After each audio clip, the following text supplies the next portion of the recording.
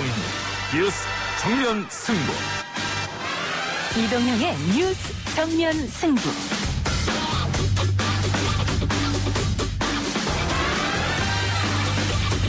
청취자 여러분 안녕하십니까, 이동형입니다. 넉 달 만에 다시 국회를 찾은 문재인 대통령, 개혁과 국민을 위한 정책을 주도하는 것은 국회임을 강조했습니다. 지금 최고의 민생 입법 과제는 부동산 대책입니다. 지금이야말로 당파적 이해관계를 뛰어넘어 한반도의 평화를 위해 지혜를 모을 때입니다. 존경하는 국민 여러분, 국회의장과 국회의원 여러분, 지금은 정부와 국회가 빠르게 법제도를 개선해 나가도 현실을 뒤쫓기가 어려울 때가 많습니다. 국회의 입법 속도를 더욱 높여주지 않으면 안 됩니다. 오늘 국회 개원 연설에서는 부동산을 비롯해 남북관계와 공수처 등 권력기관 계획이 언급됐습니다. 잠시 후 첫 순서로 준비된 기자 언박싱에서 자세한 이야기 전해드립니다. 고의 표현을 하더라도 국민이 누가 옳고 그른지 판단하는 것이 바람직합니다. 공표 행위라고 볼 수는 없습니다. 그러나 정치적 표현의 자유가 보장된다고 하더라도 공정을 침해하여 대의 민주주의의 본질을 심각하게 훼손, 이를 허위사실 공표죄로 처벌하지 않고 면죄부를 준다면 후보자 토론회의 의의와 기능을 소멸시켜 주문을 낭독하겠습니다. 원심 판결 중 유무죄 부분을 파기하고 반송한다. 검사의 남의 상고를 기억한다. 대법관 13명 중 1명은 기피, 결과는 7대5 무죄 취지 파기 환송이었습니다. 대법원 전원합의체에서 이재명 지사의 친형 강제 입원 의혹과 관련해 공직선거법상 허위사실 공표 등 혐의에 대한 판결 결과죠. 해당 토론의 발언을 공표로 볼 수 없다는 의견과 허위사실 공표로 봐야 한다는 의견은 팽팽했지만 경기도 지사직은 유지하게 됐습니다. 오늘 2부 시간에서 남영인 더불어민주당 정책위 부의장과 이준석 미래통합당 전 최고위원 두 분 모셔서 이 판결의 정치적 의미와 앞으로 현안에 대해 깊이 있게 분석해보겠습니다. 정말 죄송하게 생각하고 있고 앞으로 처벌이 남아있는 것도 다하도록 하겠습니다. 정말 죄송합니다. 성실히 임하도록 하겠습니다. 정말 죄송합니다. 세계 최대 아동 성찾기 사이트 웰컴 투 비디오의 운영자 손종우의 목소리였습니다. 미국 송환부를 놓고 민심은 가라앉지 않고 있는 가운데 한 단체가 타임스퀘어의 그 부당함에 대한 광고를 하기 위해 모금에 나섰습니다. 관계자 이야기 나눠보고요. 오늘 4부에서는 최근 각종 이슈로 출렁이는 여론, 두 여론조사 전문가와 함께 살펴보겠습니다. 7월 16일 목요일 이동의 뉴스 정면 승부 시작합니다.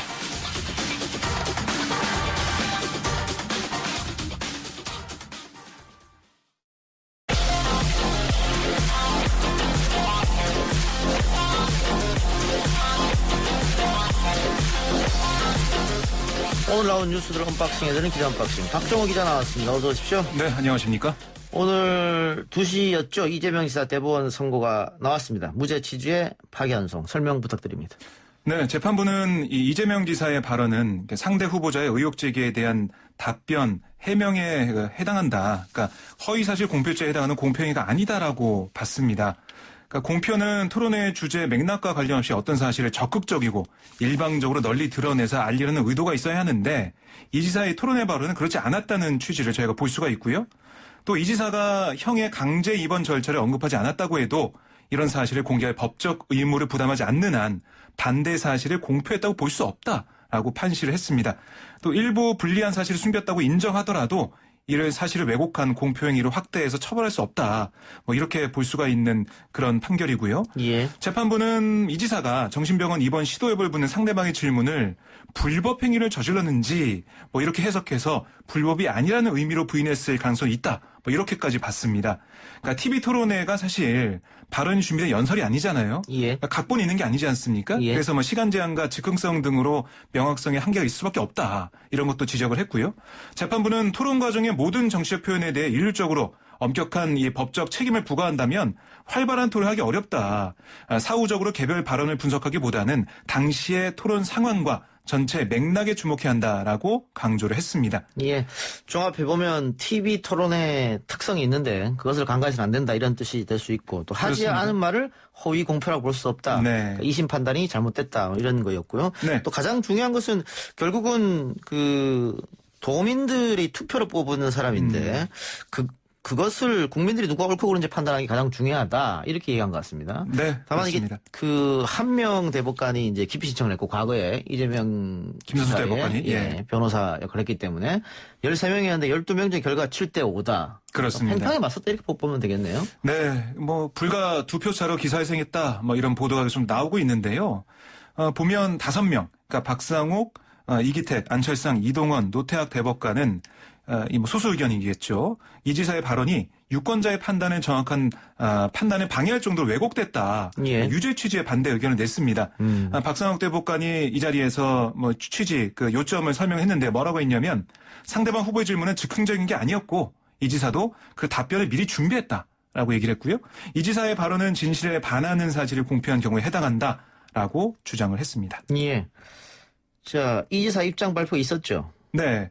먼저 이 대법원 판결 직후에 페이스북에 글을 올렸습니다. 뭐라고 했냐면 뭐 거짓이 진실을 이길 수 없다는 믿음, 그 정의에 대한 믿음을 다시 한번 확인해줬다. 여러분과 함께 흔들림 없이 나아가겠다. 이런 취지의 뭐 장문의 글을 올렸고요. 4시 반에는 경기도청 입구에서 또 기자들과 질의응답을 가졌습니다. 그 현장을 좀 보니까 마치 뭐 이 대선 관련된 뭔가 입장을 표명하는 그런 느낌까지 들 정도로 지지자들이 좀 많이 와서 환호성을 보내고 뭐 이 지사한테 마스크 좀 벗어달라, 얼굴 좀 보여달라 이렇게 요구하면서 뭐 여러 가지 덕담이나 박수 이런 걸 많이 보내면서 분위기가 화기애애한 그런 상황이었습니다. 이 오물을 뒤집어 쓴 상태이기 때문에 털어내는 데는 상당한 시간이 필요할 것이고 뒤집어 쓴 이 상태에서 제게 주어진 역할을 충실히 하려고 한다. 다 저로 인해서 생긴 일이기 때문에 특별한 원망은 없다. 라는 뭐 심경을 묻는 질문에 이렇게 얘기하기도 했고요. 그리고 대선 후보 지지율 상승하는 것에 대해서는 일부 국민들께서 저에 대해서 약간의 기대를 갖고 계신데 대해 진심으로 감사하다. 제가 가진 것이라고는 신념과 지지자들이다. 제가 정치적 조직도 계보도 지연도 학연도 없는 외톨이긴 하지만 우리 국민들께서 제게 그런 기대를 가져주시는 것은 지금까지 맡겨진 시장으로서의 역할 또 도지사로서의 역할을 조금은 성과 있게 잘했다는 평가의 결과라고 생각한다. 라고 얘기를 했습니다. 그리고 뭐 대선 후보 지지율 1위를 달리고 있는 이낙연 의원에 대한 뭐 질문도 있었는데요. 거기에 대해서는 제가 1위로 올라갈 일은 없다. 이낙연 의원을 인품도 훌륭하고 개인적으로 존경한다. 저도 민주당의 식구이자 당원이다. 이낙연 의원이 하는 일을 옆에서 적극적으로 협조해서 문재인 대통령이 하고자 하는 일, 또 민주당이 지향하는 일들이 성공할 수 있도록 국민들이 의지할 수 있도록 역할을 하겠다라고 강조를 했습니다. 이게 끝은 아니고 또 파기환송이기 때문에 다시 2심에서 해야 되는데. 그렇습니다. 전원합의체에서 판결한 거를 결과를 뒤집기는 어렵게 보이고요. 네, 지사직은 그렇죠. 유지하게 보이네요. 그럴 가능성이 커 보입니다. 알겠습니다. 네. 관련된 이야기는 잠시 후 2부에서 남영희 지역위원장이죠. 인천 네, 미추홀구. 그렇습니다. 남영희 위원장과 이준석 미래통합당 전 최고와 함께 토론해보겠습니다. 오늘 문재인 대통령의 21대 국회 개원연설도 있었습니다. 네, 오늘 국회를 찾아서 정말 48일 만에 가장 늦은 그 개원 연설을 했는데요.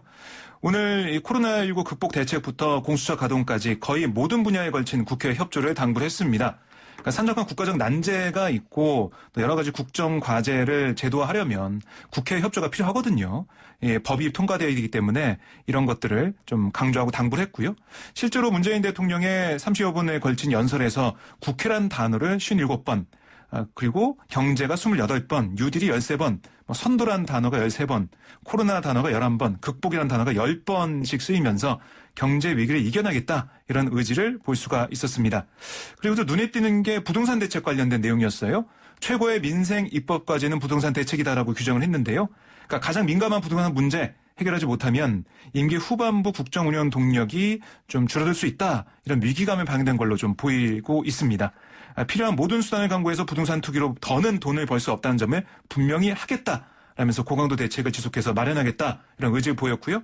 또 주택 공급 확대를 요구하는 야당의 목소리에도 귀를 기울이겠다라고 강조를 했습니다. 남북 관계에 대해서는 뭐 생각보다 다른 주제보다는 비중이 좀 크지 않았습니다. 작았는데 아무래도 지금 남북 관계가 소강 상태이기 때문에 그런 면이 좀 반영된 그런 상황으로 보입니다. 남북 관계와 북미 관계 얼음판 위를 걷는 것과 같다라면서 진단했고요. 그러면서도 철도와 도로협력, 남북 국회 회담 이걸 기존 제안을 거듭 언급을 했고 국회를 향해서 한반도 평화의 불가역성을 국회가 담보해달라. 역대 남북 정상회담의 성과를 제도화해달라. 라고 했습니다. 예, 국회에 협조를 요청한 과제도 많았는데 이건 박근혜 전 대통령 때도 같은 일이 계속해서 그렇습니다. 반복되는 것 같습니다. 야당 협조를 구하고 이런 얘기는. 네. 예. 그리고 한 가지 눈에 띄는 예. 게 오후 3시 반에 국회 본관 앞 계단에 서 있던 정모 씨가 자신의 신발을 벗어서 문재인 대통령한테 던졌습니다. 그러니까 문재인 대통령이 이 신발은 맞지 않았는데 경호 관련된 문제점이 제기될 것으로 보이고요. 문재인 대통령이 나오길 기다렸다가 신발을 던졌다라고 했고 경찰이 현장에서 폭행죄로 체포를 했습니다. 알겠습니다. 경호가 제대로 안 된 건가요? 그렇게 볼 수가 있습니다. 이 접근이 안 됐어야 되는데 그 국회 앞 계단, 예. 본청 앞 계단까지 접근해가지고 신발을 던졌다는 것은 좀 문제가 있다라는 지적이 나오고 있습니다. 대통령 경호에 문제가 좀 있네요. 네, 예. 그렇게 보이고요. 아울러 통합당이 오늘 문재인 대통령의 개헌연설에 대한 입장도 나왔는데 모든 것이 국회 탓, 야당 탓이라고 들렸다라고 평가를 했습니다. 예. 앞서 본회의에서 민주당 전해철 의원이 국회 정보위원장으로 선출됐습니다. 그렇습니다. 총 투표수 177표 가운데 176표를 얻은 전해철 의원이 정보위원장에 당선이 됐는데요. 전 의원이 소감을 통해서 이렇게 얘기했습니다. 국정원은 문재인 정부 출범 이후 국내 정보 부서를 폐지하는 등 조직개혁 개편을 단행하고 국내 정치와 완전히 절연하는 등 많은 변화가 있었다. 진정한 국정원 개혁이 완수될 수 있도록 국회에서 노력하겠다라고 강조를 했습니다. 오늘 표결에는 통합당, 국민의당 의원들이 불참했고요. 정의당은 본회의에 참석했지만 투표에는 불참을 했습니다. 자, 보면 이게 정보위원장이 선출되면서 그러니까 통합당이 생각하는 건 이건 것 같아요. 이왕 다 상임위원장 줄 거라고 했으니까 다 주고 이제 우리가 인사청문회 등등을 통해서 여권의 여당의 이런 여러 가지 의혹들 이걸 파헤쳐 나가겠다 이런 생각한 것으로 보입니다. 알겠습니다. 자, 또 하나 논란이 있는 게 한겨레에서 계속해서 청와대 탁현민 행정관에 대한 의혹 보도를 내고 있는데 그렇습니다. 청와대에서 악의적인 오보다 강경 대응하겠다 이런 입장을 밝혔습니다. 네, 그러니까 청와대가 뭐라고 했냐면 탁현민 청와대 의전비서관의 측근이 세운 신생기획사 노바운더리가 국방부 행사를 수주하는 과정에서 절차상 하자가 있었다. 이런 보도가 나오니까 법적 대응을 검토 중이다라고 알렸습니다. 강민석 청와대 대변인 말 들어보면 한겨레 신문의 삼점검 수여식 등과 관련한 보도는 오보이자 왜곡이다라고 했는데요. 예. 신문 보도, 한겨레 신문 보도 좀 보면 국방부가 노바운더리에 지난 2018년 1월 진행된 진급 장성 삼점검 수여식 행사 용역을 맡길 당시에 정식 계약을 맺지 않았다라는 의혹을 제시했습니다. 그리고 같은 해 10월에 70주년 국군의 날 기념 유해 봉환식 행사 수주 과정에서도 제안서 등의 근거 자료가 남겨지지 않았다라고 주장을 했거든요. 그러니까 여기에 대한 청와대 입장은 뭐냐면 2018년 당시 진행된 수여식 행사가 대통령이 처음으로 직접 이 삼점검을 수여하는 자리였어요. 근데 대통령의 일정 조정과 진급 일정 같은 요인으로 실시 9일 전에 결정이 됐고 행사를 진행하기 위한 국방부 예산이 편성되지 않았다고 합니다. 그러니까 이게 다 준비가 안 된 거였죠. 그러니까 관련 예산이 없던 국방부는 행사 전에 계약을 진행할 수 없었고 일단 행사를 추진하게 된 것인데 행사 종료 후에 사후정산 방식으로 행사 비용을 집행했다. 그러니까 정식으로 예산을 다 짜가지고 할 수 없는 상황이었다라고 청와대가 해명을 한 겁니다. 또 노바운더리를 왜 선정했냐 여기에 대해서는 대통령이 긴급한 일정 확정에 따라서 국방부는 당시 청와대 행사 경험이 있고 이 수여식의 새로운 컨셉과 형식을 만들어낼 수 있는 기획서를 선정했다라고 설명을 했습니다. 알겠습니다. 연세대학교 감사 결과 여러 가지 비리가 나왔네요. 어떤 내용이었습니까? 네, 교육부가 지난 14일 연세대학교와 학교법인 연세대 종합감사 결과를 발표했는데요. 이 결과를 보면 연세대 교수 한 명이 2017년 2학기 회계에 관련 강의를 담당하면서 식품 영양학을 전공하던 대학생 딸에게 수강을 권유하고 또 이 딸에게 A+ 학점을 줬습니다. 딸한테 이렇게 학점을 안긴 거고요. 그리고 이 연세대 대학원 입학 전형 서류 심사에서 평가위원 교수 6명은 2016년 이경태 전 연세대 국제캠퍼스 부총장의 딸 A씨를 경영학과 일반 대학원에 합격시키고자 주임 교수와 짜고 지원자들의 구술 시험 점수를 조작한 것으로 조사가 됐습니다. 또 연세대에서 주요 보직을 맡고 있는 교수들은 별도의 증빙 없이 총 10억 5,180만 원을 법인카드 사용했는데 예.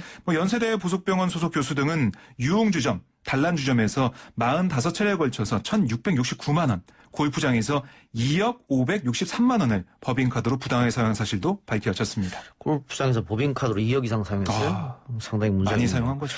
예, 연세대 학생들은 상당히 분노하고 있을 것 같은데. 네, 게시판에 계속 올려서 해결책을 마련해라. 이런 얘기를 올리고 있고요. 정말 믿겨지지가 않는다. 어떻게 윗분들이 여가생활과 쇼핑에 이 돈을 사용했냐 분노를 드러내고 있습니다. 알겠습니다. 오늘 기자 언박싱은 여기서 마무리하죠. 지금까지 오마이뉴스 박정우 기자였습니다. 네, 고맙습니다.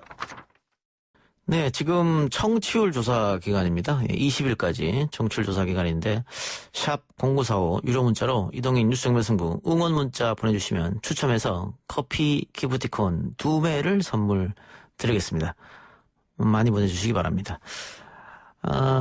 문자로 3442님, 이동영 작가님 일 때문에 본방은 잘 못 듣지만 나중에 YTN 라디오 앱이나 유튜브 보이는 라디오를 통해 매일 열심히 듣고 있습니다. 한마디로 요약은 못하겠지만 이동영의 보이는 라디오를 좋아합니다. 고맙고요. 언제나 응원합니다. 해주셨는데 고맙습니다. 01로 시작된 전화가 와서 어제 라디오 뭐 들었냐고 하면 YTN 라디오 이동영 뉴스 정보승부 들었다고 말씀해 주시면 대단히 고맙겠습니다. 1부 순서 끝나고 2부 정면 인터뷰 코너로 돌아옵니다. 2부 시작합니다. 지금부터는 이재명 지사의 대법원 판단, 그리고 최근 KBS가 단독 보도한 윤상현 무소속 의원이 21대 총선에서 선거공작을 했다는 의혹, 이 두 사안을 놓고 토론해보겠습니다. 두 분 나왔습니다. 더불어민주당 인천 동구 미추홀 남영희 지역위원장, 그리고 미래통합당 이준석 전 최고 나왔습니다. 어서 오십시오. 네, 안녕하십니까. 안녕하세요. 남영희입니다. 예. 자, 오늘 21대 국회 개원식이 열렸는데 두 분은 낙선자들이기 때문에 못 들어갔고 다음에 들어가시기 바랍니다. 다음에 꼭 들어가시길. 네. 자, 오늘 이재명 경기도지사 대법원 결과 나왔는데 두 분 어떻게 보셨습니까? 이준석 전 최고는 그 전에 판결 나오기 전에 무죄 나올 거다 이렇게 예측하셨죠? 방송에서 저는 얘기할 기회가 있을 때마다 그렇게 표현을 했었는데, 그건 왜냐하면 선거를 치러본 사람들은 TV 토론이라는 것이 가진 어떤 그 긴박감이랄까 이런 것들을 잘 압니다. 그래서 오늘 김병수 대법관도 처음에 판결 취지를 읽을 때 사실 이게 스피드 퀴즈 하는 게 아니거든요. 예. 뭐 계속 이렇게 다다다 물어본 다음에 그 중에 하나라도 틀린 얘기 했으면 하나라도 틀린 얘기 했기 때문에 당신이 당선 무효요 이렇게 가기에는 그렇게 했을 때는 그 TV 토론이란 제도 자체가 원래 아주 저비용의 고효율의 어떤 선거운동을 위해 마련된 제도인데 지금 보면은 벌금 내고 아예 TV 토론 안 가는 사람까지 생길 정도로 방어적인 자세로 나오는 후보들이 많이 생길 것이다. 그리고 이 TV 토론이라는 게 선거 전날 치러지면은 어떤 허위 사실이나 아니면 뭐 다소간에 틀린 내용이 나가도 정정의 기회가 적지만은 선거 한 며칠 앞두고 나가는 방송들이기 때문에 사후에 언론이 충분히 검증할 수 있다. 이런 취지로 이제 대법원에서 무죄 취지의 파기환송을 한 것 같은데 저는 뭐 일리가 있는 얘기다 이렇게 보고, 저는 다만 이제 이 대법원 판결이라는 것이 앞으로 이제 하나의 잣대가 될 텐데, 그러면은 또 다음 선거부터는 또 어떤 TV 토론에서의 어떤 전술들이 나올지 그것도 약간 우려되긴 합니다. 저는 이번 사법부의 판단이 아주 뭐 지극히 상식적인 판결이라고 생각을 하는데, 무엇보다 유권자의 판단을 존중해준 부분이라고 생각이 들어요. 지금 우리 이준석 의원께서 말씀하신 부분이 이제 TV 토론을 통해서 뭐 누구나 뭐 수세적으로 또 임할 수도 있을 것 같고 뭐 벌금을 내고 나가지 않을 수도 있을 거라는 이제 염려를 하시는데, 저는 지금 우리 유권자들의 수준이 어찌됐든 그 토론을 통해서 허위 사실을 유포하는지 아니면 상식적인 얘기를 하는지 본인의 그 가치관을 다 판단할 수 있는 능력 정도 이상 되는 상황임을 저는 이번 판결을 통해서 그걸 인정해줬다고 생각하거든요. 그래서 너무 다행이었고, 이번에 이재명 지사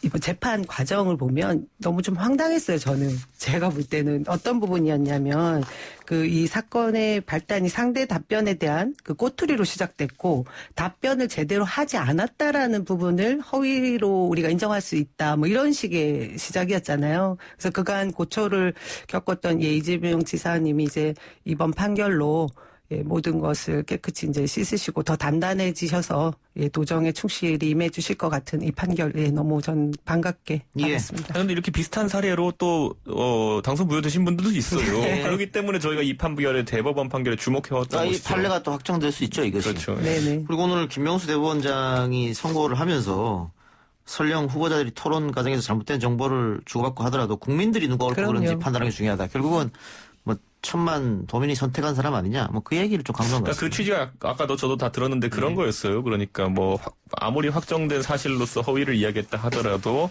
며칠간의 기간 동안 언론이나 이런 상호 검증을 통해 가지고 어차피 사실관계 바로잡을 수 있는 거 아니냐. 그렇기 때문에 한 번 뭐 한마디 잘못했다 해가지고 그것이 결정적이지 않다 이렇게 판단한 것 같습니다. 자, 이렇게 되면서 벼랑 끝에 섰던 이재명 지사가 기사 회생했습니다. 최근 여론조사 보면은 1위인 이낙연 의원 차기 대권 여론조사입니다. 1, 2위 이렇게 나란히 달리고 있거든요. 아마 이 판결 이후에 그 지지도가 좀 오르지 않을까 그런 생각도 드는데 민주당 입장으로서는 대권 후보들이 여러 명 있었는데 몇 분이 지금 뭐 낙마한 상황 아닙니까? 뭐 나쁘지 않을 거라고 보는데 어떻게 보세요? 예, 뭐 아주 반가운 소식이죠. 무엇보다 저희 쪽에 좋은 후보군들의 그 풀이 넓어진다는 게 되게 중요한데 우선은 이재명 지사님이 그간 이렇게 힘든 재판 과정이 있음에도 불구하고 그 코로나 전국에서도 보여줬던 그의 추진력 뭐 이런 것들 때문에 또 대선 후보 2위권을 또 차지하게 됐잖아요. 우리 지역 내에서. 그런데 전 좀 더 상승하지 않을까 뭐 그런 생각이 들면서 앞으로 더 힘차게 도정에 임하게 되면 또 더 많은 국민들에게 지지를 얻지 않을까 해서 그런 기대를 하게 됩니다.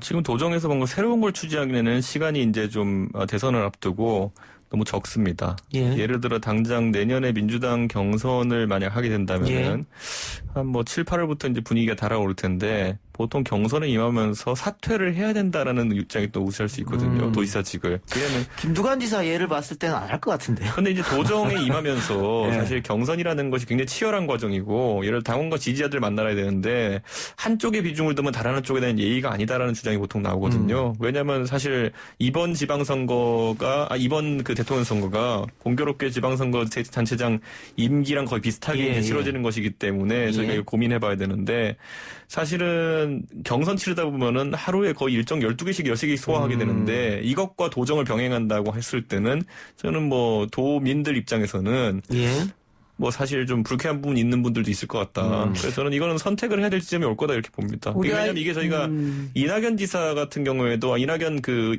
의원 같은 경우에도 그 당 대표직을 언제 물러났냐가 지금 당 대표 출마를 선언한 상태에서 상당히 관심사가 되는 것처럼 경선에 앞서 가지고는 다들 좀 직을 정리하는 것이 아마 좀 맞지 않을까 싶습니다.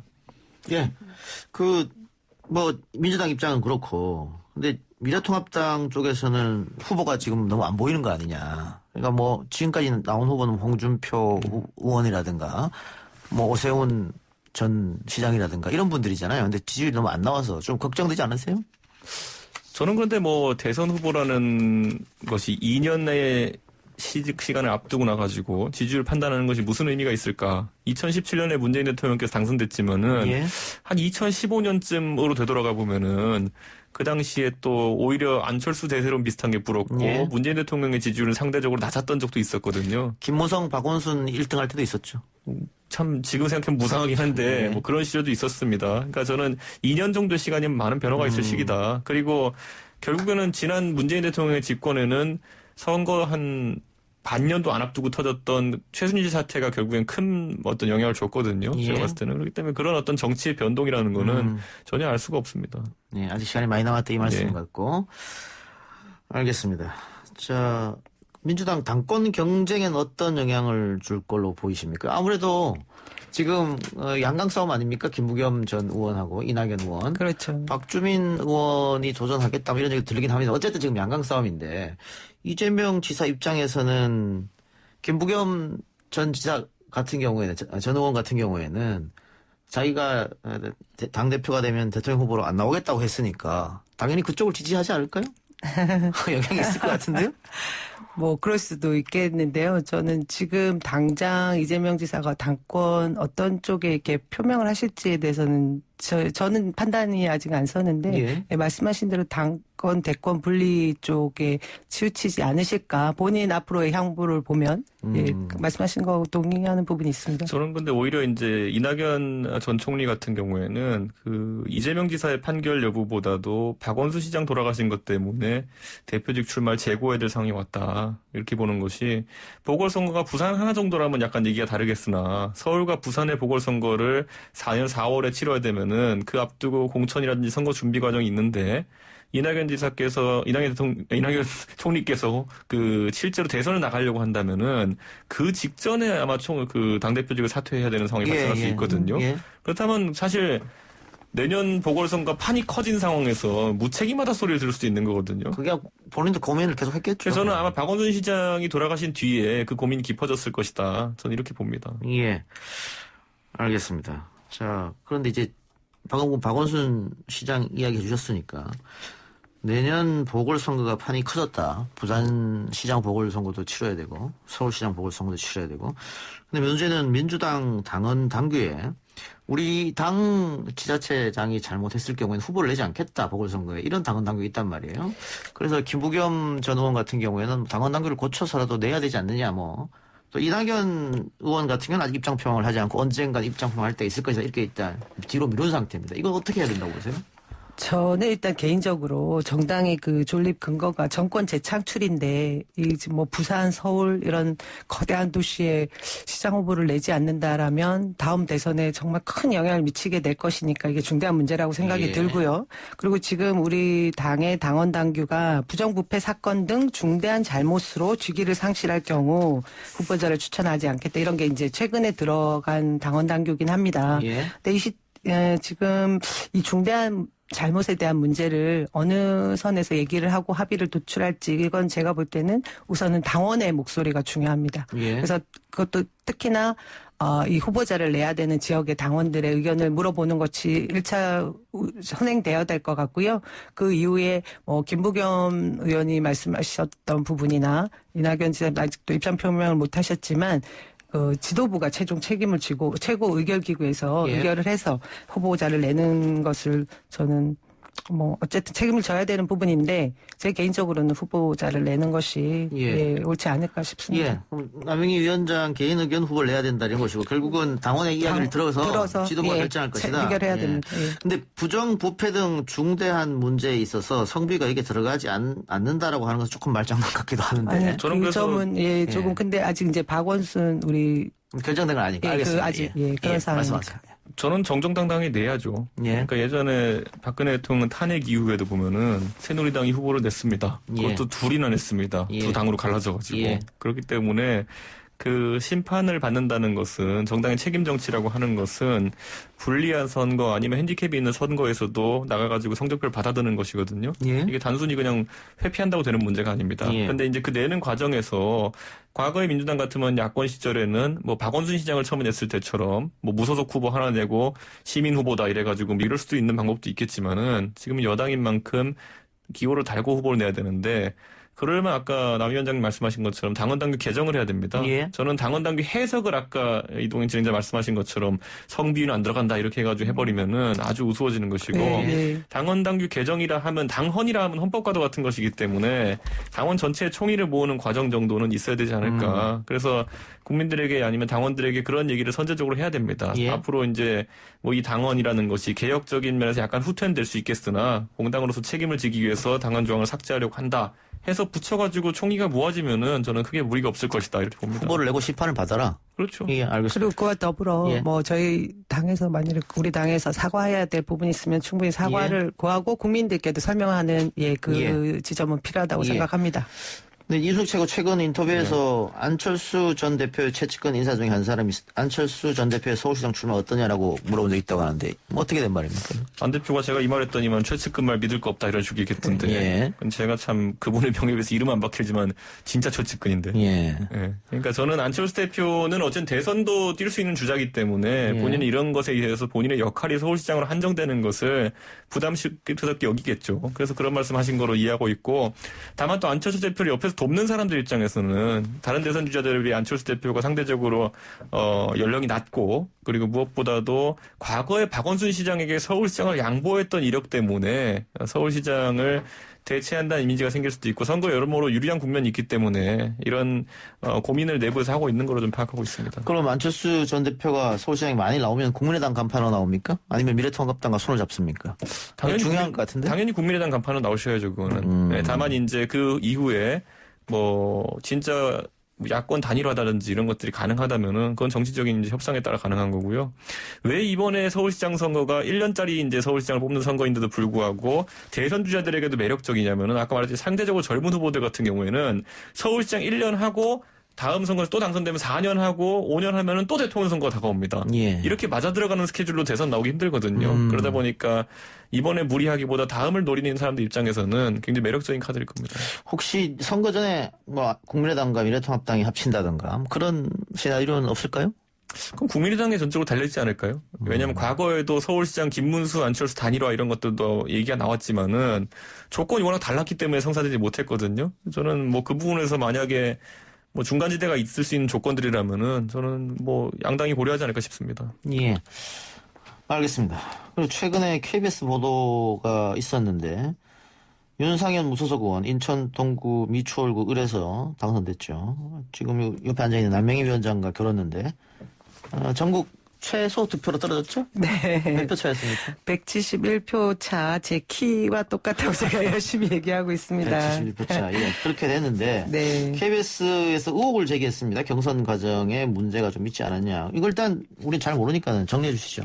뭐 KBS에서 의혹을 제기했다라기보다는 어느 정도 수사가 진척된 상황이고요. 고소고발이 있었죠. 예. 그리고 이미 제가 선거가 끝나고 끝난 직후부터 인천지방경찰에서 인지 수사를 시작했다라는 얘기는 들었는데요.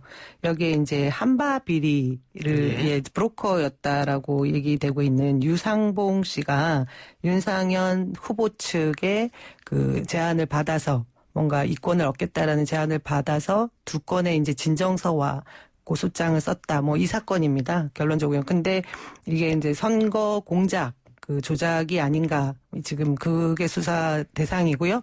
결론은 지금 현재는 그 윤상현 의원 쪽 보좌관 사급 보좌관 입건돼 있고 그리고 유상봉 그 한바비리 부자도 입건돼 있는 상황인데 이것이 이제 윤상현 의원에게까지 이렇게 해당되는지에 대한 수사로 진전되고 있는 정도로 제가 알고 있습니다.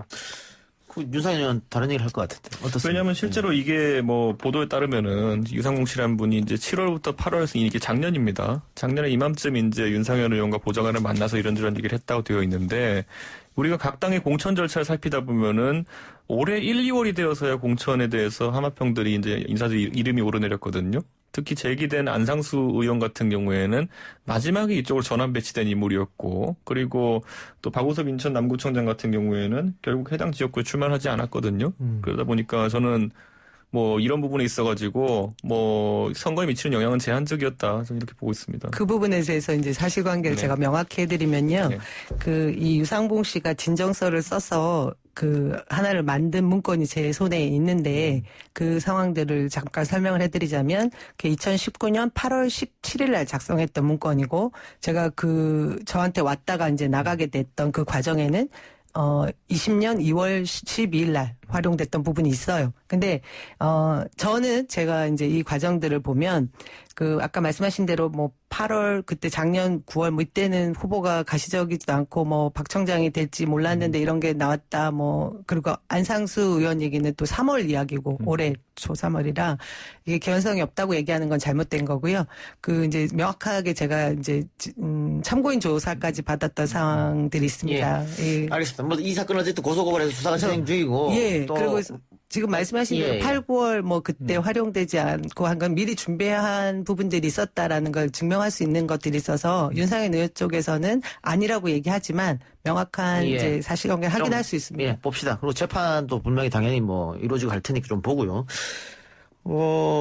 그 지금 무소속으로 있는 분들이 야권에서 홍준표, 윤상현, 권성동, 김태호 이런 중진 거물들인데 복당 안 합니까? 복당해야죠. 네. 저는 뭐 제가 뭐 청취자분들 중에 아시는 분 알 만큼 제가 홍준표 대표는 부담스러워하는 인물인 거 알지만은 그것과 이 공당에서의 복당 문제는 다릅니다. 어쨌든 그 무소속 의원들 중에 중진 의원들 특히 당 대표급이나 아니면은 그 대통령 후보급 인물들 같은 경우에는 대신 이제 무소속 탈당했던 것에 대해서 본인이 이제 좀 다소 당원들께 사과의 뜻이나 이런 것을 밝히는 절차만 있다고 한다면은 복당 자체는 뭐 시점을 특정하지 않겠습니다만은 올해 안으로 이루어져야 되지 않을까 이런 생각을 합니다. 예, 방금 말씀하신 것처럼 홍준표, 김태호 의원 같은 경우에는 대선 주자급으로 불리고 있으니까요.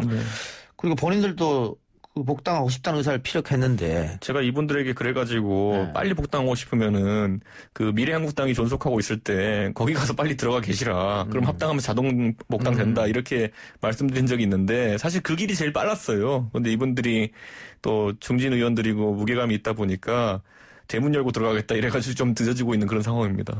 그 지도부하고의 문제점 때문에 못 들어가고 뭐 그런 겁니까 혹시? 지도부도 뭐 이분들 특정 인사에 대한 반대나 이런 것보다는 아무래도 당의 공천 방침에 반발했던 분들이기 때문에 어느 정도 유예 기간을 둔다 이 정도로 보면 될 것 같습니다. 김종인 비대위원장과 홍준표 의원이 설전이 좀 있었잖아요. 그건 상관없어요? 뭐 김종인 비대위원장이 이렇게 뭐 각을 세우지 않은 인물도 없고요. 또 영원히 각을 세운 인물도 별로 없습니다. 그렇기 때문에 뭐 그거는 당연히 뭐 정치하는 사람들끼리 설전은 사안에 대한 것이지 이게 사람에 대한 게 아닙니다. 예. 자, 민주당도 열린민주당과의 복당 문제가 있는데 계속 이렇게 가는 겁니까? 어떻게 되는 겁니까? 누가 봐도 같은 당인 것 같은데. 그죠. 그리고 제가 좀 아쉬운 부분이 더불어 시민당과 열린민주당 지난번 이제 비례대표 내면서 그 과정에서 당원들끼리 좀 상처들이 있었습니다. 상처가 많았죠. 예. 근데 지금 지금 돌아가고 있는 상황을 보면 검찰 개혁에 있어서 같은 생각으로 누구보다 열심히 이제 함께 추진해 나가고 있지 않습니까? 예. 그래서 저는 뭐 이 복당이라는 게 자연스럽게 이루어지는 게 바람직한 것 같지만 아직 정확하게 얘기가 나온 거는 없는 상황으로 알고 있거든요. 근데 전당대회 이후에 의원님들하고는 뭐 같은 식구라고 해서 합쳐지는 게 자연스럽지 않을까 싶습니다. 지금 지도부에서는 그러면은 합당하기 어렵고 네. 새로운 지도부 전당대회 그렇죠. 끝나고 예. 그러면 합당 가능성이 있다 이 말씀이네요. 예. 예. 알겠습니다. 자, 최근 민주당 지지율이 큰 폭으로 하락했습니다. 대통령 지지율도 동반 하락했고요. 반면에 미래통합당 지지율은 올라가서 굉장히 두 당의 지지율 격차가 줄어들었는데 민주당 약재가 계속 됐기 때문에 부동산 문제도 그렇고 뭐 박시장 문제도 그렇고 그래서 이건 당연히 떨어질 수밖에 없는 노릇인데 다만 민주당과 청와대는 고심이 좀 있을 것 같습니다. 어떠세요? 이 지지율이 지금 민심이 저는 부동산 문제를 잘 해결해야 되는 부분이 분명히 있는데 뭐 여야가 함께 뭐 따로 있는 부분이 아닌데 늘 이제 공격 포인트가 되는 부분인 것이죠. 대부분의 정말 지금 전체 주택 비율이 102%라면 자가 비율이 거의 60%에 해당하는 집을 가지신 분들은 집값이 오르기를 원하고 그렇지 않은 분들은 계속해서 하락을 하거나 안정세에 본인들이 이제 혜택을 받기를 원하는 이런 많은 욕망들이 총 집합되어 있는 부분들에 대한 문제가 이제 해결되기가 굉장히 쉽지 않지만 우리 당과 정부에 있어서는 제가 볼 때는 그 문제를 해결해야 되는 게 가장 우선적으로 이 지지율 회복의 문제의 핵심일 것 같고요. 이후에는 최근 1년의 과정들 이제 악재들이 있었지만 이 부분은 정책들 지금 오늘 우리 대통령께서 또 이제 늦은 개원을 하셨는데 개원식 이제 발표를 하시고 한국판 뉴딜에 대한 부분들이 구체적이고 실제적인 정책들이 실천되는 과정에서 회복할 수 있는 뭔가 돌파구를 마련해내야 될 거라고 생각합니다. 어려운 상황이고. 미래통합당은 여기서 조금만 올리면 가식을 돌 것 같긴도 한데. 저는 민주당이 부동산 정책이나 이런 경제 정책에 대해서 아집을 버리지 못하는 게 지금 십수년째 벌어지고 있는 일이다. 예를 들어 왜 이제 고민해야 되거든요. 왜 우리 친문은 정권을 잡으면 부동산을 못 잡을까? 왜 우리가 정권을 잡으면 부동산이 폭등할까? 이건 이제 구조적인 문제입니다. 왜냐하면은 수요와 공급을 다루지 않고 조세와 금융 정책만으로 다루다 보니까 이런 문제가 생긴다는 게 이제 한 두세 번 해보니까 알잖아요. 그러니까 저는 그러면 정책 전환이 있어야 되는 것이고 그러다 보니까 이번에 정부에서 공급책들을 이제 내놓기 시작하는데 그린벨트를 푸는 것 정도만 언급을 하는데 실제로는 많은 사람들이 이제 서울 도심에서 양질의 주택을 공급하기 위해서는 지금까지 민주당이 굉장히 등한시해오고 때로는 죄악시해왔던 재건축 활성화라는 것도 고민해봐야 될 때가 왔다. 이런 생각을 하게 됩니다. 부동산 정책을 좀 바꿔야 되지 않겠느냐. 이제 알아야죠. 왜 우리가 정권을 잡으면 계속 부동산이 오르지? 그거 국민들은 다 알고 있거든요. 근데 본인들만 우리 때문이 아니야 이러고 있다고 해가지고 국민들이 봐주지 않습니다. 그런 거는. 예. 노무현 정부 때 부동산 정책을 위반했던 사람들이 그대로 또 하고 있는 거 아니냐, 이런 비판도 좀 있으니까요. 예. 알겠습니다. 여기에 대해서 반론 있어요? 일정 부분, 저는 수긍하는 면이 없지 않아 있습니다. 공급 정책에 있어서 약간 정책 이게 뒤늦은 감이 있는 듯해서 말씀하신 대로 그 변화된 자세들에 대해서 지금 충분히 얘기들을 하고 있고 앞으로 가시적인 성과가 나올 때까지 조금 시간이 걸리더라도 충분히 열심히 변화시키고 노력하고 있다는 아니, 거는 보수가 정권 잡으면은 신도시 공급하고 아니면 보금자리 주택 공급하고 말을 이런 거 하잖아요. 매듭짓기가 어렵네요, 이 부분에. 알겠습니다. 오늘 두 분 토론 이 정도로 마무리하죠. 오늘 감사합니다. 예, 감사합니다. 고맙습니다. 아 글쎄 안 들려 들을 뉴스 없어 아무 뉴스도 귀에 들어오지 않아 듣고 또 들어도 들을 뉴스 없어 만든 게 이 프로야 이동영의 뉴스 정면승부 YTN 라디오 이동현 뉴스 정면승부 3부 시작합니다. 최근 아동 성착취물 사이트를 운영한 손정우에 대한 미국 송환 불허 결정이 됐습니다. 이런 사법부 판단을 규탄하는 한 단체가 미국 뉴욕 타임스퀘어에 관련 내용을 광고하겠다면서 모금 활동을 했는데요. 모금은 2시간도 채 되지 않아 마감이 됐다고 합니다. 캐도아웃이라는 단체인데 단체 활동가 한 분 연결해서 이야기 나눠보겠습니다. 익명 활동단체라 닉네임으로 인터뷰 진행합니다. 알린 씨 나와 계십니까? 네, 여보세요? 예, 안녕하세요. 네, 안녕하세요. 예. 자, 우선 이 캐도아웃 단체가 어떤 단체인지 좀 설명 좀 해주시겠어요? 아, 네, 저희는 한 인터넷 커뮤니티 손정우 미국 송환 불허에 우리가 실질적으로 할 수 있는 일이 무엇이 있을까라는 글에서 많은 사람들이 토의하던 중에 탄생했습니다. 지금 몇 분쯤 모여 계십니까? 저희가 한 20명 정도 되고요. 예.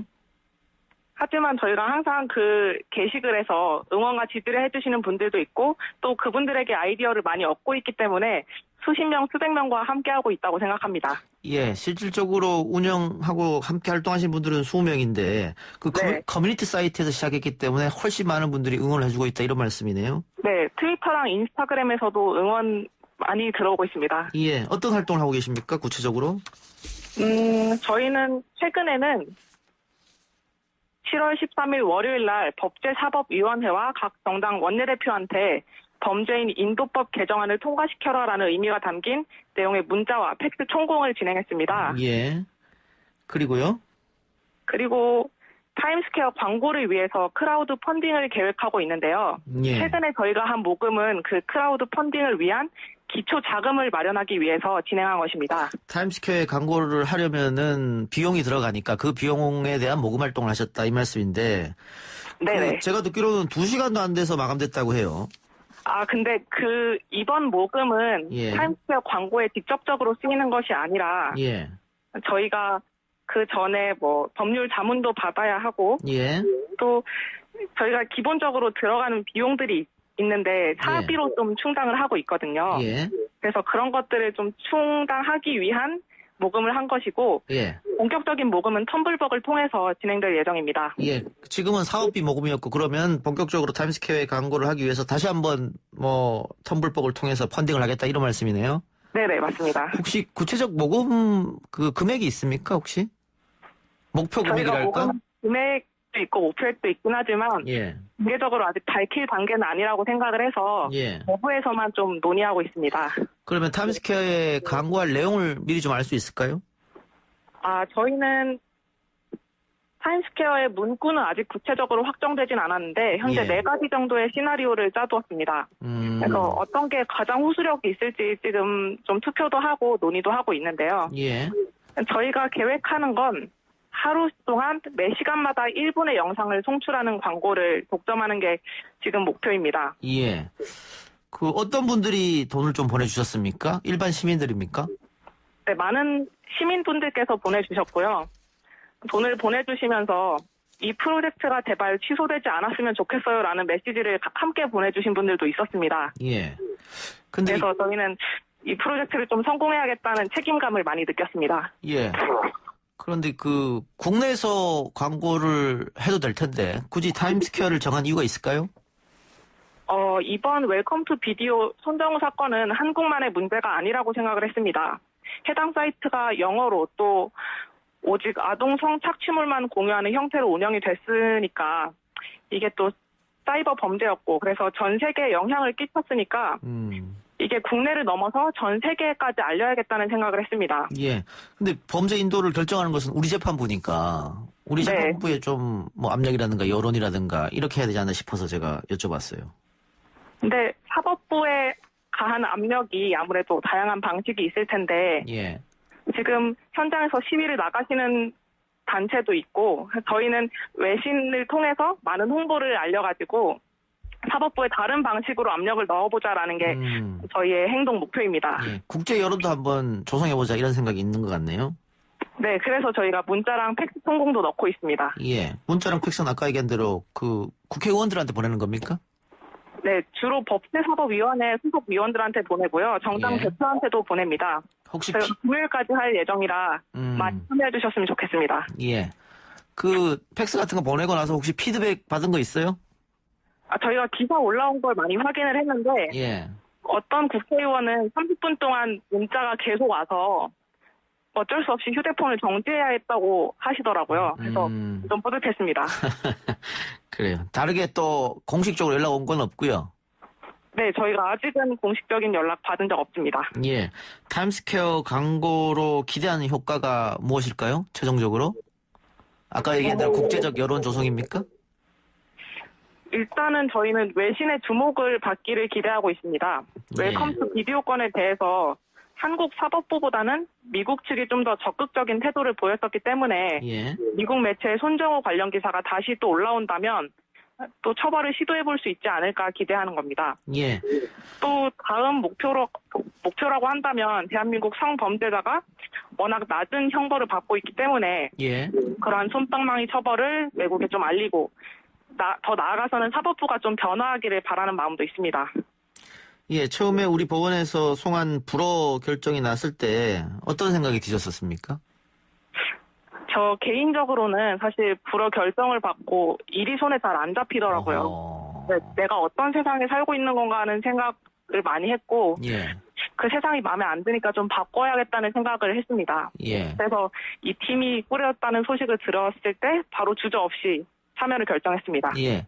그 팀원들끼리 모여서 이야기하는 것도 역시 지금 알란 씨가 저한테 해준 그런 이야기가 같은 겁니까? 네네. 저희는 같은 목표를 가지고 같은 행동을 하는 게 저희 팀의 이제 주 캐릭터입니다. 예, 알겠습니다. 마지막으로 이번 일을 계기로 사법당국에 당부하고 싶은 이야기가 있으면 부탁드리겠습니다. 당부하고 싶은 이야기라고 한다면 사법부는 이 사안에 대해서 국민들이 왜 분노하고 있는지 좀 명확하게 인지했으면 좋겠습니다. 예. 또 특히 국민들이 왜 조국인 한국이 아니라 미국에서 손정우의 처벌을 바랬는지 그런 걸 좀 명확하게 알고 또 사법부도 공범이다라는 메시지의 의미를 좀 곱씹어 보기를 바랍니다. 예. 타임스퀘어 광고 말고 혹 다른 계획이 있습니까? 아니요. 저희는 타임스퀘어 광고가 가장 큰 목표입니다. 예. 알겠습니다. 오늘 인터뷰 고맙습니다. 네, 감사합니다. 네, 지금까지 캐드아웃 활동가 알린 씨였습니다. 네, 1부 클로징 때 말씀드린 것 같이 20일까지 라디오 청취율 조사 기간입니다. 청취율 조사 응원 문자 메시지 샵 0945 유료 문자로 보내주시기 바랍니다.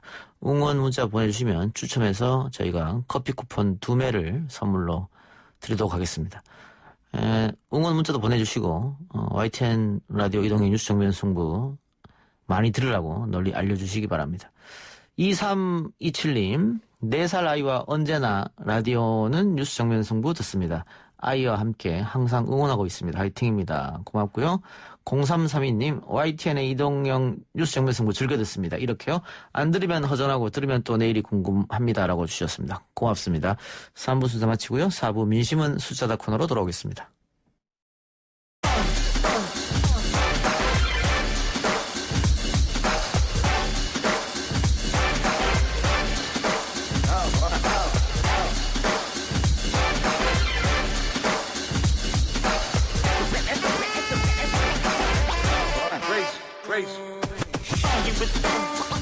여론조사를 통해 민심을 읽어보는 시간입니다. 민심은 숫자다. 오늘도 오피니언 라이브 윤희용 여론분석센터장, 리얼미터 이택수 대표 나왔습니다. 어서 오십시오. 네, 안녕하십니까. 자, 오늘 이재명 지사의 대법원 판결이 났는데요. 정치권 못지않게 일반 시민들의 관심도 뜨거웠습니다. 오늘 결과로 당연히 대권 지형에도 변화가 있겠죠? 예, 지금 이제 이낙연 의원이 뭐 압도적인 이제 1위를 달리고 있는 그런 상황이고 이제 이재명 지사가 이제 2위. 그다음에 이제 보수에서는 이제 윤석열 총장. 나머지 이제 좀 약체인 이제 후보들인 상황이어서 여권만 놓고 본다면 1강 1중 다약 구도라고 정리를 할 수 있을 것 같아요.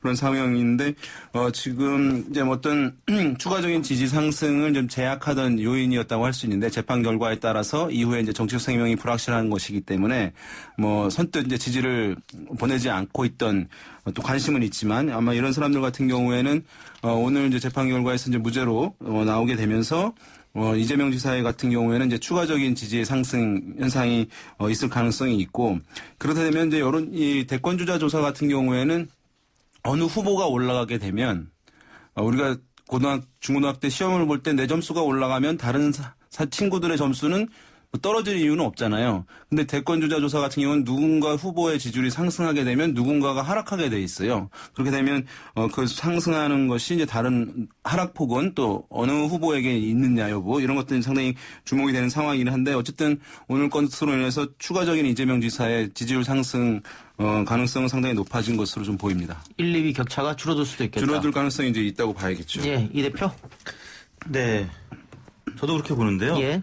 지난 6월 말에 리얼미터가 발표한 1, 2위 격차는 한 15%, 예. 그리고 이제 한국갤럽이 이후에 발표한 조사 결과는 한 10%포인트 가량, 그리고 또 한 자릿수로 좁혀진 조사 결과도 있었습니다. 만약에 이 추세대로 간다라고 하면은 저희가 리얼미터 같은 경우는 매달 말에 조사하는데 예. 다다음 주에 조사합니다. 역시 한 자릿수로 좁혀질 가능성이 있고요. 그렇다면 지금 박원순 시장의 유고 때문에 사실 진보 진영의 대권 주자들의 이 지지율 합이 최근까지는 한 50% 좀 넘는 수준이었는데 예. 50% 아래로 떨어질 수 있는 거 아니냐라는 그런 시점에서 오늘 대법원의 판결이 있었기 때문에 이거는 이재명 지사 개인에 대한 지지율뿐만 아니라 민주당 그리고 문재인 대통령의 지지율에도 영향을 미칠 수 있는 지금 오늘 저희가 이제 발표했지만 당청 지지율이 최근 들어서 이제 약세였단 말이에요. 예.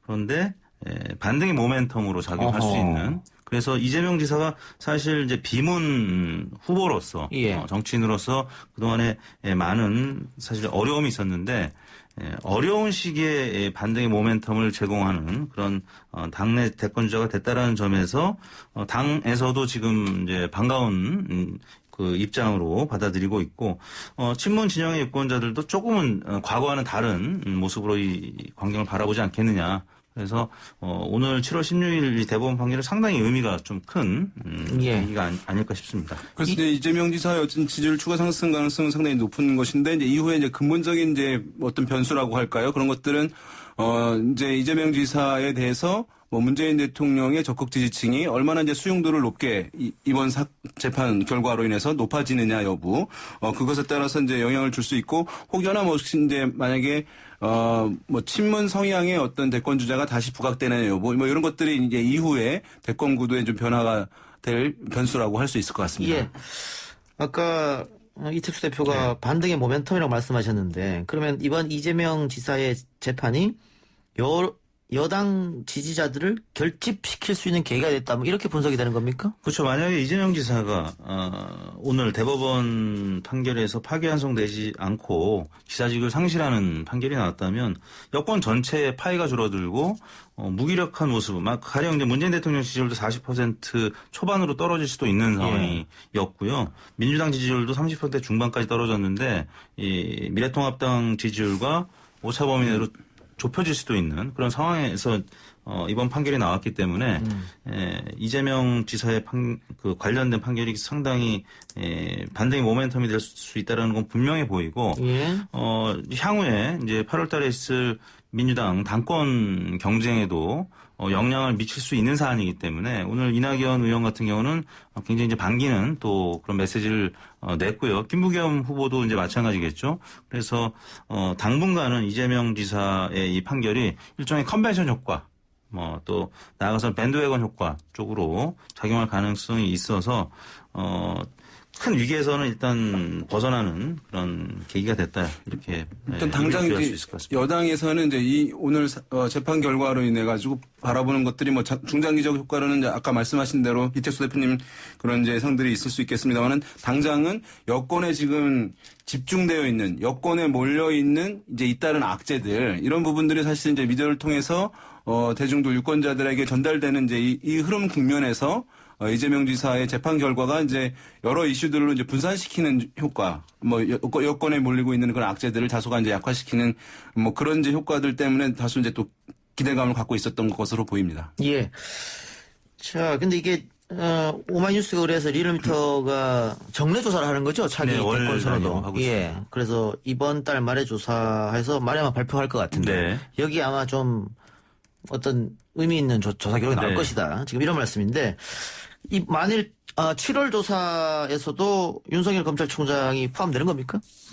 네, 그렇습니다. 지금 윤석열 총장 같은 경우에 그간에 리얼미터는 포함을 안 시켰다. 6월 말에 처음 이제 포함이 됐던 거였는데 10.1%로 리얼미터 조사에서는 이제 데뷔를 한 거죠. 그 전에 1월 경이었나요? 리서치 조사에서 한번 높게 나온 적이 있습니다. 근데 윤석열 총장 본인이 빼달라고 이제 공식적으로 요청을 했기 때문에 그 이후에는 여론조사에서 등장하지 않다가 한국갤럽이 한 5월달, 6월달 연속으로 오픈형으로 이제 주관식으로 물어보는데 거기에서 한 1, 2% 정도씩 나오니까 워낙 지금 보수 진영에서 대권 주자가 없어졌잖아요. 많이 없기 때문에 좀 주목을 받게 됐고 또 추미애 장관과 이제 갈등 관계에 있으면서 저희도 이제 분기별로 오픈형으로 주관식으로 물어보고 거기서 이제 어느 정도 언급이 된 분들 객관식으로 물어보는데 6월 달에 저희가 10.1%로 매우 높게 나왔기 때문에 또 오마이뉴스에서도 더 이상 이 보수 진영에서 높게 거론되는 후보를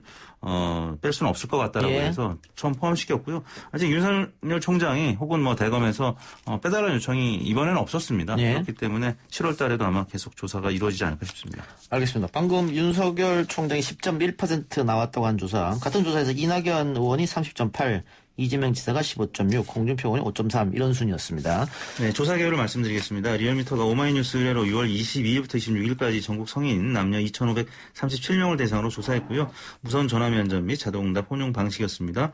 95% 신뢰 순에서 플러스 마이너스 1.9%의 표본 오차였고요. 자세한 내용 중앙선거론조사 심의위원회 홈페이지를 참고하시면 되겠습니다. 그러니까 윤석열 총장이 이제 높게 나오고 있는 상황이고 보수층에서 이제 상당하게 지지를 이제 얻고 있는 그런 상황인데요. 이것이 이제 여당에게는 상당히 어쨌든 유력 주자가 나타난 것이기 때문에 뭐 현 정부와 대척점에 있는 인물에 대한 주목도 높을 수밖에 없고 그래서 상당히 이제 야권에 대한 주목도 높아지는 것이고 미래에 대한 기대감들 높이는 측면에서 긍정적으로 바라보는 시각이 충분히 존재할 수는 있는데 또 한 가지 이제 문제를 야기하는 것은 뭐냐 하면 누군가 유력한 주자가 있기 때문에 그러니까 그 정도의 상당한 지지율을 가져가 버리기 때문에 보수층에 그러면 야당 내에서 지금 다음 대권을 위해서 준비하는 인물들 같은 경우에는 지지율이 오르기가 어려워진다는 문제가 발생하거든요. 상당한 이제 경쟁을 통해 가지고 일정 수준의 지지를 끌어올리면서 대중의 주목도를 높이고 그러면서 야권 전체의 어떤 경쟁력을 키워가는 이제 이 흐름 자체가 윤석열 총장이 야권에서 보수층에서 도드라지게 높을 경우에 그런 흐름들이 이제 형성되지 않게 된다는 문제가 발생할 수 있어서 야당한테는 어떤 기대감과 또 하나 약간 이제 고민도 함께 안겨주는 그런 현상이라고 할 수 있을 것 같습니다. 예. 근데 뭐 차기 대권에도 당연히 영향을 미치겠습니다만 이제 한 달 앞으로 다가온 더불어민주당 당권 경쟁에도 이 지사의 무죄는 영향을 미치지 않겠느냐. 아무래도 그 이 지사 지지자들은 이낙연보다는 김부겸 쪽으로 기울지 않겠습니까? 그럴 수도 있는데요. 지금 이제 뭐 아직까지는 이낙연 후보가 전체 대권 주자 조사에서도 워낙 앞서가고 있었기 때문에 당내 당심도 실제 이낙연 후보가 좀 유리한 구도가 아니겠느냐라고 하는데요. 일단 좀 그 당원이나 대의원들 혹은 뭐 민주당 지지층의 심리가 또 너무 앞서가면 그 열세 후보한테 표를 주는 언더독 효과에 기반한 또 지지를 보낼 수도 있고 이재명 지사의 경우에도 사실 뭐 광역단체장 조사 리얼미터도 월 단위로 하는데 꼴찌에서 1위까지 꾸준하게 한 2년 가까이 이게 올랐단 말이에요. 예. 그런 차원에서 보면 김부겸 후보도 그런 부분에 있어서는 좀 공통점이 있기 때문에 김부겸 후보 지지층도 좀 고무되거나 좀 긍정적으로 바라볼 수 있을 것 같고요. 이낙연 전 총리는 아까 말씀드린 대로 지금 사실 친문이라고 하기에도 좀 애매하고 예. 또 비문도 아니고 또 문재인 대통령과 이제 국정을 같이 수행했던 부분에 있어서는 또 뭐 친문이라고 할 수 있겠지만 아무튼 당의 세력이 좀 약하기 때문에 이번 이제 당권에 도전하는 부분도 있어서 여러 가지 동병상련적인 부분들이 두 후보 모두 있다고 봅니다. 그래서 뭐 특정 후보한테 유불리를 따지기는 아직까지는 어려울 것 같고요. 또 이재명 지사가 오늘 아까 기자분들 앞에서 본인의 이제 입장을 이야기를 조금 전에 했는데 이낙연 의원에 대한 입장을 기자들이 물어보니까 뭐 존경한다 이런 긍정적인 메시지 던졌는데 뭐 이런 언급들이 앞으로 자주 있을 것 같습니다. 왜냐하면 이재명 지사가 워낙 지금 뜨고 있는 상태이기 때문에 그래서 이거는 뭐 조금 추이를 지켜봐야 되지 않겠나 싶습니다. 다만 이제 어쨌든 이번 더불어민주당의 이제 당대표 선거 관련해서는 당대표 임기를 7개월만 하느냐, 이제 2년을 다 채우느냐의 문제고, 그것은 다음 대선과 연관돼 있기 때문에, 전당대회가 이제, 이것이 최대 쟁점이 되는 매우 특이한 전당대회가 돼버린 거예요. 어떤 사안이 아니라, 노선이 아니라, 당대표의 이제 임기 관련한 것이 최대 이슈가 되는, 이전에는 전당대회에서 잘 발견되기 힘들었던, 이슈라고 할 수 있는데, 그런데 이낙연 의원이 당대표가 되면, 대권주자로서의 위상이 이제 더욱 공고화되고 안정화될 수 있는 것인데, 그것이 이제 타주자 군들 같은 경우에는 그것은 이제 견제 심리가 좀 작동할 수 있겠고, 또 이재명 지사에 대한 우적인 당원들이나 이런 경우에도 또 견제 심리가 발동될 수 있는 측면들이 있어요. 그러면은 뭐 김부겸 전 의원이 당대표가 되는 것이 어쨌든 뭐 더 나을 것이다 라고 생각하는 이제 그런 견제 심리가 작동하게 될 가능성이 이전보다는 좀 높아졌다고 보이거든요. 그런 면에서 봤을 때 애초에는 이제 이낙연 전 총리의 압도적인 대세론에 의한 우세가 이제 전반적인 분석이었는데 제가 봤을 때 그 격차는 이제 그때 초반보다는 좀 좁혀질 가능성이 있지 않겠나라고 예상해 볼 수 있겠습니다. 예. 자, 아까 우리가 윤석열 총장을 이야기했는데, 아무래도 보수 진영에서 후보가 지금 그 안에 들어와 있는 사람 중에는 안 떠오르기 때문에 그렇죠. 자꾸 밖으로 눈을 돌린 거 아니겠어요? 윤석열 총장도 밖에 있는 사람이니까. 최근에 뭐 김세현 전 의원 얘기도 계속 나왔습니다만, 김동연 전 부총리 얘기도 나오는 것 같아요. 그렇죠. 워낙 미래통합당 내에 잠룡군이 지금 취약하다 보니까 1m는 이제 윤석열 총장 다음에 홍준표 의원이 있었는데 지금 아직 복당이 안 됐기 때문에 당박 인사죠. 황교안 전 대표 최근 들어서 많이 지지율이 이제 하락했고요. 오세훈 전 시장도 지난 총선에서 아무튼 패배를 했기 때문에 조금 지금 약화된 상황이고 안철수 대표는 국민의당 소속이고 한국갤럽 조사에서 나타나는 보수 후보들도 대부분 미래통합당 바깥의 인사들이기 때문에 지금 김종인 위원장의 머릿속에서는 다른 대타를 이제 고민하고 있는 것 같은데 말씀하신 대로 김동연 전 경제부총리가 현 정부 하에서 있었던 이제 강요이긴 한데 이제 여당 내에서 야당 뭐 역할 뭐 쓴소리를 혹은 뭐 바른 소리를 해왔기 때문에 그런 차원에서 김동연 전 부총리가 거론이 되는 것 같고요. 근데 현실 가능성은 뭐 현재로서는 높지는 않아 보이고 뭐 김세현 의원도 말씀하셨고 또 홍정욱 전 한나라당 의원 이분도 계속 거론이 되고 있습니다. 뭐 서울시장 출마 가능성도 보도가 되고 있고요. 또 심지어는 김종인 위원장 본인이 또 직접 선수로 나서는 것이 아니냐 이런 보도가 있는데 뭐 여하튼 최근 들어서 한 5대3 정도로 이 대권주자들을 보수 진보로 나누면 진보가 5고 이제 보수가 3인데 이 격차가 이재명 지사의 또 오늘 대법원 판결로 사실 조금 더 벌어질 수도 있는 상황에서 여하튼 당내에서는 지금 인사가 뚜렷이 나타나지 않고 있기 때문에 그래서 이제 김동연 부총리 등의 이름이 거론되고 있는 것 같습니다. 자, 서울시장 또 부산시장 이 거대 광역단체장 선거를 다시 이제 해야 되는데 처음에 민주당에서는 글쎄요, 후보를 내지 말아야 된다고 했을 때, 부산시는 모르겠지만은, 지금 이렇게 서울시까지 다시 치러지면 후보를 내는 것처럼 보입니다. 싸움이 좀 재밌게 되지 않겠나 그런 생각도 들어요. 지금 벌써 후보군들 이름은 오르내리고 있죠, 여야. 그렇습니다. 애초에 지난 선거에는 관심 가졌던 후보들이 있는 것이니까 여러 후보들 이제 거론되고 있는 그런 상황인데요. 일단은 이제 만약에 부산시장 한 곳만 있었다고 한다면 여당에서는 상당히 고민을 할 수밖에 없었던 것으로 보여요.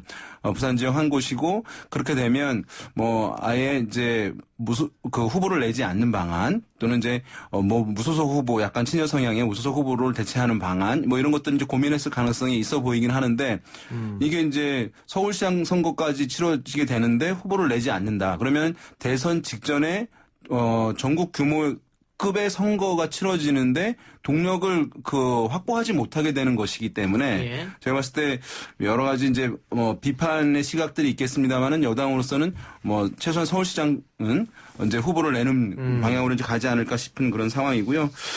그래서 김종인 미래통합당 이제 비대위원장 같은 경우는 이런 얘기했어요. 낙관한다. 내년 재보궐선거에 이렇게 얘기를 했는데 이것을 하는 것은 어쨌든 그럼 임기가 이제 끝으로 가는 상황이기 때문에 지금의 흐름으로 봤을 때는 정부 여당에 대한 정권에 대한 심판 정서가 더 높아질 것이라고 하는 기대감이 하나. 또 하나는 이것이 재보궐선거예요. 재보궐선거인 경우에는 사실 투표율이 휴일에 치러지는 일반적인 선거일의 투표율보다는 낮거든요. 근데 투표율이 이제 관건이 될 수밖에 없는 이유는 그러나 이제 보수 성향에 있는 고령층 같은 경우에는 사실은 그것이 재보궐선거이든 휴일에 치러지는 선거이든 간에 상관없이 투표율이 상당히 고정적이고 안정적인 수준에서 높게 나오는 경향이 있거든요. 그렇게 되면 직장이라든가 이제 이렇게 일반인 같은 경우에 투표 참여율이 제약되는 것이고 진보 성향층이 좀 더 있을 수 있는 것이기 때문에 과거의 선거들도 보면은 재보궐선거에서는 보수 정당에 승리하는 경우들이 제법 많이 있었던 이유가 이제 여기에 있습니다. 그런 것들을 종합해서 아마 낙관적인 측면이 있다 이렇게 내다보기로 했는데 어쨌든 투표 열기 이것에 따른 이제 투표율 이것이 중요한 관건 중에 하나가 될 것으로 보입니다. 예. 자, 아까 우리가 모두에서 얘기했습니다만 대통령과 여당 지지율은 동반 하락했습니다. 네. 어느 정도 예견된 것이죠, 그런데? 그렇죠. 최근에 이제 부동산 문제 또 인천국제공항 문제 등에다가 안희정 전 지사의 모친상 거기에다가 이제 박원순 시장의 본인 또 유고 소식 이것이 이제 대통령의 조화 문제 때문에 또 논란이 됐고요. 또 젠더 문제 때문에 특히 20대와 30대가 문재인 대통령의 고정층인데 성별로 따지면은 20대, 30대의 남성은 좀 일부 문재인 대통령 지지에서 이탈한 부분이 최근 들어서 좀 일부 있었습니다만 여성들은 그래도 고정적인 지지층으로 굳건히 자리매김하고 있었던 터였는데 최근 부동산 문제 때문에 30대 여성도 좀 돌아선 측면이 있고 또 젠더 문제 때문에 더욱이 좀 돌아섰습니다. 저희가 이제 남녀 또 이 연령대별 이제 분석을 해봤을 때 30대까지는 그런 영향을 확실히 받았고요. 어제 뉴스를 보니까 부동산 대출 가장 많이 받은 연령대가 30대더라고요. 그래서 부동산 문제에 30대 남성, 여성 모두 영향을 받은 것 같고요.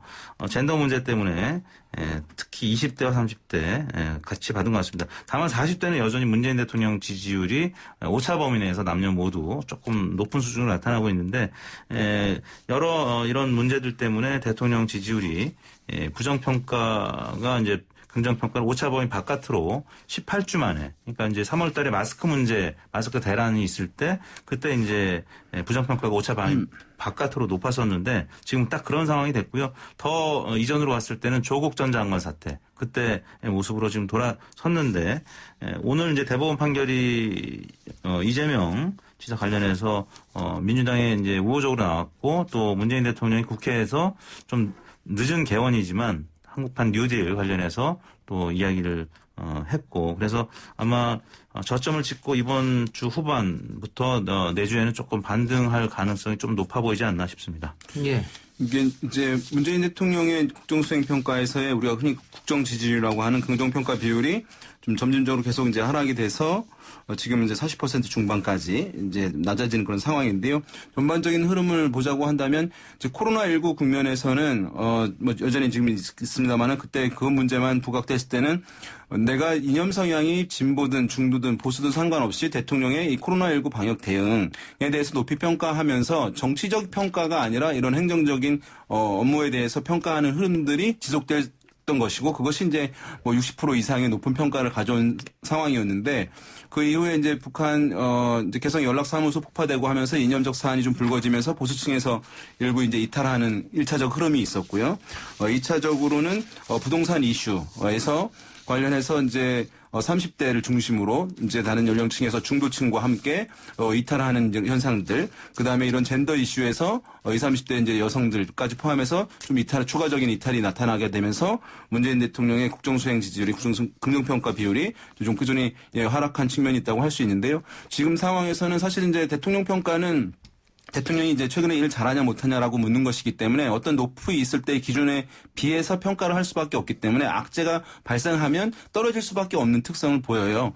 그래서 지금의 이 상황에서는 어쨌든 악재가 있고 또 지난번에 고점이 워낙 높았기 때문에 추가적인 하락 흐름 자체를 있는 것은 이제 당연한 현상이라고 할 수 있는데 다만 이것은 이제 오늘 국회 연설에서 나온 것이 이제 남북관계 개선하는 문제, 부동산 문제 또는 뉴딜 문제라고 할 수 있는데 이런 것이 당장의 가시적인 효과를 빠르게 낼 수 있는 사안들은 아니거든요. 정책 효과를.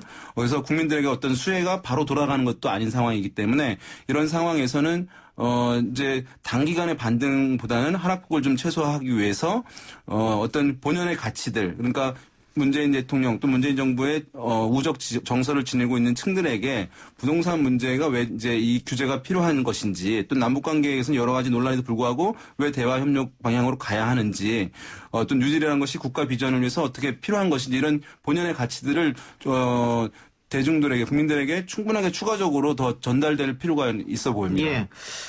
자, 이번 그 정당 조사를 보면은 민주당이 조금 많이 빠졌어요. 4.3%포인트. 그런데 미래통합당이 1.4%포인트만 올랐기 때문에 반사 이익을 얻지 못했다. 미래통합당 지지율이 참, 미래통합당 입장에서는 호재가 여러 건 있었는데도 불구하고 오르지 않네요. 그 이유가 있습니까? 첫 번째는 그 미래 권력의 가능성이 미래통합당 내에 이제 없다는 거죠. 아까 말씀드린 윤석열 총장도 당박 인사고 홍준표 전 대표도 여전히 당 바깥에 있고 뭐 등등 그러다 보니까 여당이 좀 잘못해서 지지율이 빠졌을 때 그걸 흡수하지 못하고 무당층이나 아니면 다른 정당 뭐 가령 국민의당이라든지 또 열린민주당이나 뭐 정의당은 좀 색깔은 다르지만 그쪽으로 또 흘러갈 수도 있고요. 그래서 상승을 했지만 상승폭이 크지 않다. 그리고 두 번째는 비호감도가 여전히 높다. 그래서 뭐 이제 홍준표 전 대표가 당박 인사긴 하지만 이제 어차피 당 안으로 들어올 인사로 분류됐을 때, 채용사라든지, 여러 가지, 또, 박원순 전 시장과 관련된 구설이 미래통합당 안팎에서 있었습니다. 이제 그런, 관련된, 논란 때문에 비호감도가 영향을 좀 미쳤다고 봐야 될 것 같고요. 또 하나 이제 눈에 띄는 대목은 정의당이 이번 주에 최근 많이 논란이 됐는데, 지지율에 큰 변화가 없습니다. 뉴스를 보니까 당원이 일부는 빠져나가고 또 일부는 새로 들어오고 예. 또 뭐 당비도 후원금도 마찬가지고 그래서 뭔가 이제 체질이 바뀌어가는 것 아니냐. 이 지지층이라든지 당원의 이제 구성이라든지 이런 부분들이 좀 바뀌어가는 어떤 과도기가 아니냐 이런 얘기들이 나오고 있습니다. 예. 미래통합당이 왜 반사이익을 못 얻을까요? 일단은 아직 국민들이 미래통합당을 대한정당으로 이제 대한세력이라고 하는 것들을 이제 아직까지 충분하게 회복하지 못했기 때문이라고 보여요. 그러니까 통상은 이제 여권의 악재가 발생하고 지지율이 떨어지게 되면 야당이 올라가는 왜냐하면 이제 그 중간층에 이제 이쪽 중도 성향을 갖지만 이제 진보 정당을 지지했다가 또 보수 정당 지지했다가 하는 스윙층들이 있는 것인데 지금은 이제 그 층들이 사실은 여권에 실망을 하더라도 야권의 지지로 옮겨가지는 않는 그러니까 담을 넘어가지 않는 담 위에는 올라갈지언정 담을 넘어가지는 않는 그런 이제 상황이기 때문에 야당이 이제 그런 반사 효과를 즉각적으로 이제 얻지 못하는 그런 상황이라고 할 수 있겠고요. 지금 그러면 전 이 문제는 좀 개선될 가능성은 있다고 보여요. 시간이 지나게 되면은 어쨌든 여권에 이제 실망한 층들이 있다거나 또는 이제 야당에서 추가적인 이제 차기 대선 주자급들 유력한 인물들이 또 경쟁 그룹들이 형성이 되고 또 여기 의회 내에 들어와서 이제 여당과 경쟁하게 될 경우에는 이런 문제는 다소가 이제 저는 개선될 가능성은 있게 되고 그래서 자세히 보게 되면 실제로 한 20% 이제 중후반대에 있던 것들이 30% 되기도 정당 지지율이 되기도 한 상황이기 때문에 그 총선 전후에 굉장히 이제 제약됐던 반응성, 그러니까 어떤 야당이 어떤 메시지를 전달했을 때 지지층들이라든가 우호층들이 반응하는 그 반응성 정도가 상당히 거의 없었던 것인데 최근에 다소 이제 살아난 부분은 있기 때문에 그러나 이제 사실은 여권에 이렇게 큰 악재에도 불구하고 받는 반사 효과가 여전히 좀 미진하다는 점에서 좀 더 변화와 쇄신의 모습들을 좀 전달할 필요는 있을 것 같습니다. 예, 개요 말씀해 주셨나요? 네, 개요 말씀드렸습니다. 예. 자, 그러면은 오늘은 두 분 이야기 여기까지만 듣고요. 광고 듣고 와서 오늘은 평소보다 조금 빨리 끝나서 노래 한 곡 듣고 마치겠습니다. 두 분 수고하셨습니다. 네, 감사합니다.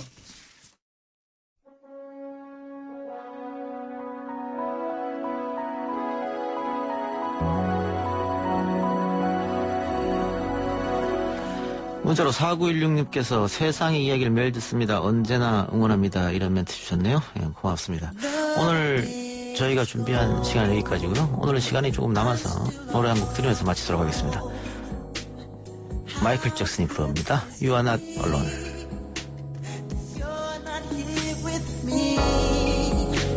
You never said goodbye. Someone tell me why did you have to go?